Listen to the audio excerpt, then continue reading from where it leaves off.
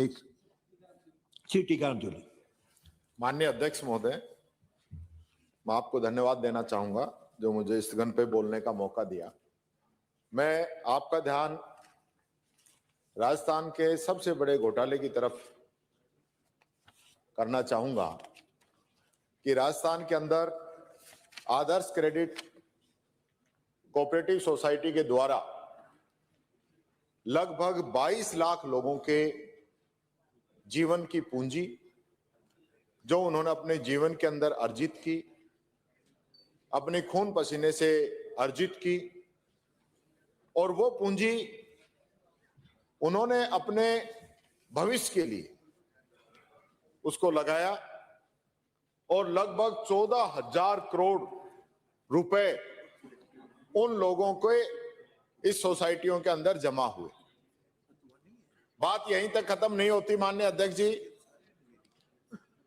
गरीबों का पैसा हड़पने के लिए लगभग 125 सेल कंपनियां बनाई गई। लगभग 200 लोगों ने मिलकर एक संगठित गिरोह बनाया और उस गिरोह के द्वारा आम पब्लिक की पूंजी हड़पने का काम किया गया। माननीय अध्यक्ष महोदय, इन लोगों पे सैकड़ों मुकदमे दर्ज हैं और दुर्भाग्य की बात यह है कि ईडी के द्वारा जो इनकी संपत्ति अटैच की गई उसके लिए लिक्विडेटर नियुक्त किया गया।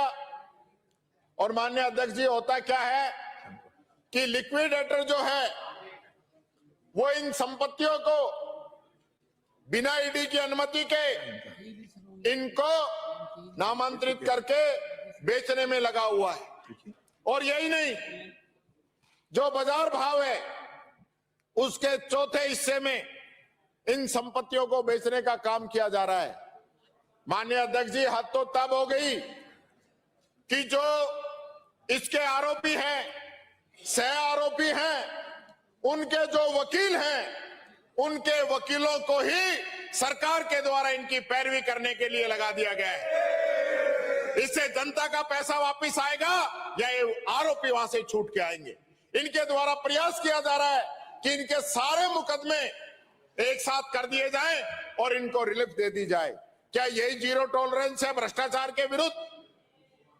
जो संपत्ति अटैच है बिना ईडी की अनुमति के कैसे बेची जा रही है? और उन लोगों को, भोले भाले लोगों को ये उम्मीद थी कि इनकी संपत्ति अटैच है तो कुछ तो हमें इससे वापस मिलेगा, लेकिन वो वापस मिलने की बजाय उनको भी खुर्द-बुर्द किया जा रहा है। मैं माननीय अध्यक्ष जी आपके माध्यम से ये निवेदन करना चाहूंगा, सरकार से ये जवाब चाहूंगा कि सरकार इस पे स्थिति क्लियर करे कि आप उन लोगों का पैसा वापस दिलाएंगे और वो आरोपी हैं उनके खिलाफ सख्त कार्रवाई करेंगे। और जो लोग इनके भी वकील थे और अब इनकी भी पैरवी कर रहे हैं, क्या सरकार इसकी जांच कराएगी कि इसके अंदर भारी भ्रष्टाचार, भारी घोटाला किया जा रहा है? आपने मुझे बोलने का मौका दिया, बहुत बहुत धन्यवाद। सुरेश मोदी। अध्यक्ष महोदय, आपका धन्यवाद, आपने मुझे स्थगन प्रस्ताव पे बोलने का मौका दिया। मेरे यहाँ नीमका थाना विधानसभा क्षेत्र में कई खनिजों का ठेका 2027 मार्च तक का एक फर्म मेसर माता एसोसिएट्स को दिया।